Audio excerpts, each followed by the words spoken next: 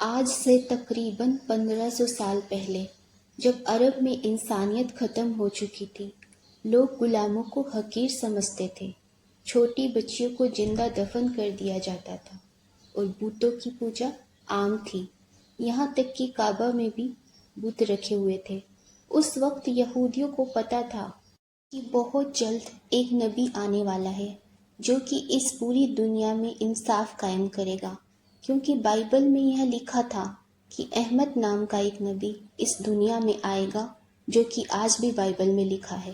یہودی اس وقت نبی پاک صلی اللہ علیہ وسلم کا اس طرح سے انتظار کرتے تھے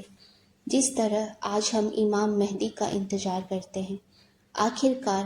570 عیسوی کو نبی پاک صلی اللہ علیہ وسلم پیدا ہوئے اور اسی دن کعبہ میں رکھے سارے بت خود سے ٹوٹنے لگے اور پارسیوں کے مندر میں لگی آگ جو کہ ہزاروں سال سے جل رہی تھی، جسے ایک بار بھی بجھنے نہیں دیا گیا، وہ بھی اچانک سے بجھ گئی۔ اور اسی طرح بہت سے معجزے ہوئے، کیونکہ یہ کفر کے زوال کا اعلان تھا۔ نبی پاک صلی اللہ علیہ وسلم بچپن سے ہی بہت سچے اور ایماندار انسان تھے۔ عرب کے لوگ نبی پاک صلی اللہ علیہ وسلم کی انہی خوبیوں سے بہت امپریس تھے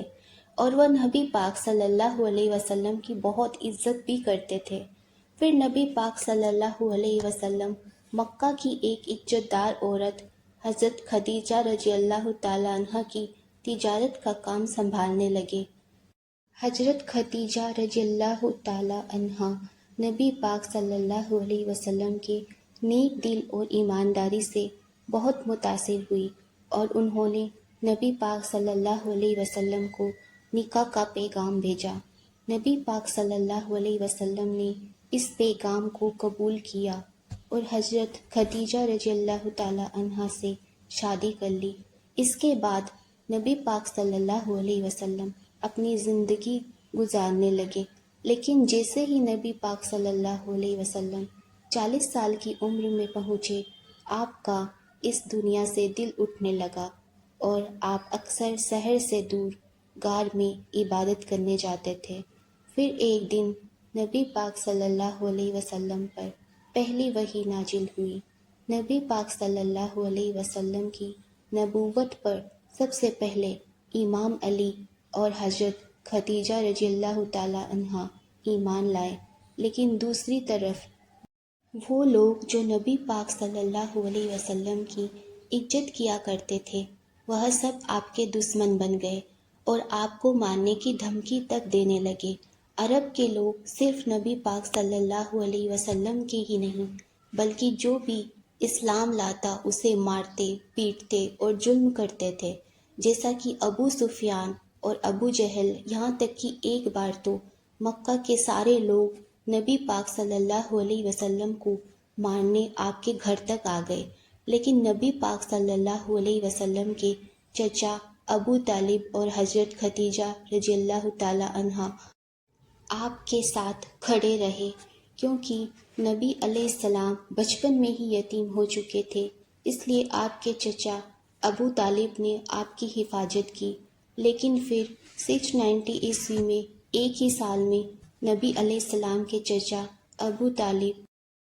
اور حضرت خدیجہ دونوں وفات پا گئے اور اب نبی پاک صلی اللہ علیہ وسلم پھر سے اکیلے پڑ گئے۔ عرب کے لوگوں نے اس کا فائدہ اٹھایا اور نبی علیہ السلام کو مارنے کی سازش کی، تو اللہ نے نبی پاک صلی اللہ علیہ وسلم کو مدینہ کی طرف ہجرت کرنے کا حکم دیا۔ اس وقت صرف 100 سے 200 لوگوں نے ہی اسلام قبول کیا تھا۔ جہاں مکہ میں لوگ نبی پاک صلی اللہ علیہ وسلم کو شہید کرنے کی سازش کر رہے تھے، وہیں مدینہ میں اوس اور خزرج قبیلے نبی علیہ السلام کے پاس آئے اور انہیں مدینہ آنے کی دعوت دی، کیونکہ مدینہ کے لوگ یہودیوں سے بہت سالوں سے یہ سنتے آ رہے تھے کہ ان کا ایک نبی آنے والا ہے۔ اسی وجہ سے مدینہ کے لوگوں کو جیسے ہی یہ پتہ چلا کہ مکہ میں ایک نبی آیا ہے، تو انہوں نے فوراً اسلام قبول کر لیا۔ نبی پاک صلی اللہ علیہ وسلم نے ہجرت کر کے مدینہ جانے کا فیصلہ کیا اور آہستہ آہستہ مکہ کے سارے مسلمان مدینہ شفٹ ہو گئے، اور پھر ایک دن ابو سفیان کچھ لوگوں کے ساتھ نبی علیہ السلام کے گھر آیا آپ کو شہید کرنے کے لیے، لیکن انہوں نے دیکھا کہ بستر پر امام علیہ السلام سوئے ہوئے ہیں، کیونکہ نبی پاک صلی اللہ علیہ وسلم نے امام علی علیہ السلام کو مکہ کے لوگوں کی امانت واپس کرنے کے لیے چھوڑا تھا، اور نبی علیہ السلام حضرت ابو بکر رضی اللہ تعالی عنہ کے ساتھ مدینہ روانہ ہو چکے تھے، لیکن نبی علیہ السلام نے مدینہ جانے سے پہلے 3 دن غار سور میں قیام کیا تاکہ کہیں ابو سفیان کے لوگ انہیں راستے میں پکڑ نہ لیں۔ تو 3 دن بعد نبی علیہ السلام مدینہ روانہ ہوئے، اور مدینہ پہنچتے ہی وہاں کے لوگوں نے نبی پاک صلی اللہ علیہ وسلم کا بہت اچھے سے استقبال کیا، اور جو مسلمان اپنا سب کچھ مکہ چھوڑ کر مدینہ آئے تھے انہیں بھی انصار مدینہ نے خوب سپورٹ کیا، یہاں تک کہ کچھ لوگ اپنی بیویوں کو طلاق تک دینے کے لیے تیار ہو گئے تاکہ یہ ان سے شادی کر سکے۔ جب نبی پاک صلی اللہ علیہ وسلم مدینہ پہنچے تو آپ نے سب سے پہلے مدینہ کے یہودیوں کے ساتھ ایک ڈیل کی کہ اگر مدینہ پر کوئی حملہ ہوتا ہے تو ہم اپنی دشمنی بھول کر ایک ہو کر مدینہ کو ڈیفینڈ کریں گے۔ مدینہ ہجرت کرنے کے 2 سال بعد اسلام کی سب سے پہلی جنگ ہوئی، جسے جنگ بدر کہا جاتا ہے۔ جب مسلمان اپنا سب کچھ مکہ چھوڑ کر مدینہ آئے تو مکہ کے لوگوں نے مسلمانوں کا سب کچھ اپنے قبضے میں کر لیا، تو اللہ نے انہیں اجازت دے دی کہ اب وہ مکہ کے لوگوں کو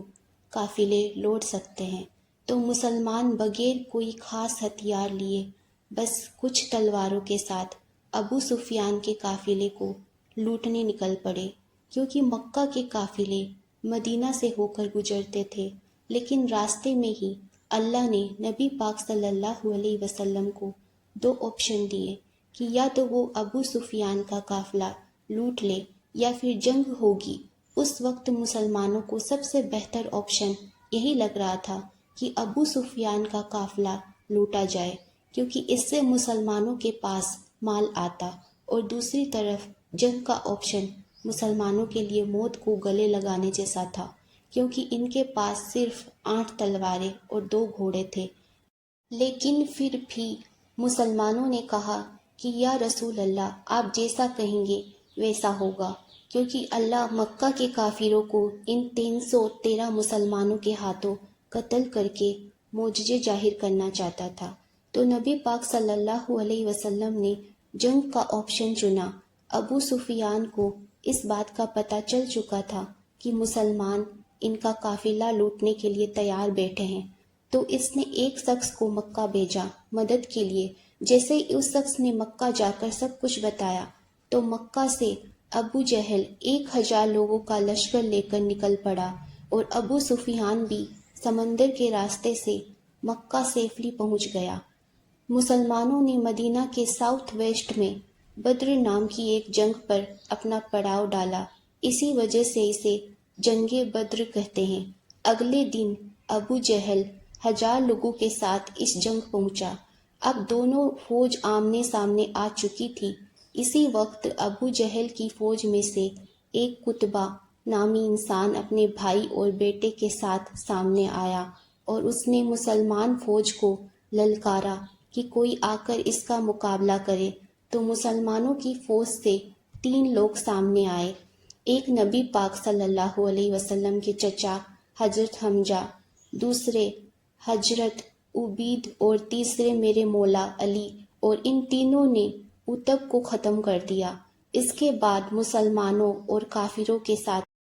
جنگ شروع ہوئی۔ کافروں کو لگتا تھا کہ وہ آرام سے جیت جائیں گے، کہاں 313 اور کہاں بازار، اور وہ بھی گھوڑوں اور تلواروں کے ساتھ۔ لیکن اللہ نے اس جنگ میں مسلمانوں کی مدد کے لیے فرشتے بھیجے، اور ان فرشتوں نے مسلمانوں کے ساتھ مل کر جنگ لڑی اور کافروں کی فوج کو بری طرح سے ہرا کر بھگا دیا۔ اور اسی جنگ میں مسلمانوں کا سب سے بڑا دشمن ابو جہل بھی مارا گیا، اور یہ جنگ مسلمانوں کی نہیں بلکہ اسلام کی بہت بڑی جیت تھی، اور اسی طرح اللہ نے مسلمانوں کی تلواروں سے کافروں کو شکست دی۔ اس ہار کے بعد کافر اب مسلمانوں سے بدلہ لینا چاہتے تھے، کیونکہ مکہ کے لوگوں کی پورے عرب میں عزت تھی اور اب وہ سوال ان کی عزت کا تھا۔ تو اس بار ابو جہل کی موت کے بعد ابو سفیان 3000 کا لشکر لے کر مسلمانوں کے خلاف چل پڑا، جس میں خالد بن ولید بھی شامل تھے۔ نبی پاک صلی اللہ علیہ وسلم یہ جنگ مدینہ میں لڑنا چاہتے تھے، کیونکہ نبی علیہ السلام نے مدینہ کے یہودیوں کے ساتھ ڈیل کی تھی کہ اگر مدینہ پر حملہ ہوا تو ہم مل کر مقابلہ کریں گے، اس سے مسلمانوں کو ایڈوانٹیج ملتا۔ لیکن میجورٹی صحابہ نے مدینہ کے باہر ریگستان میں جنگ لڑنے کا فیصلہ کیا، تو نبی پاک صلی اللہ علیہ وسلم نے ان کی بات مان لی۔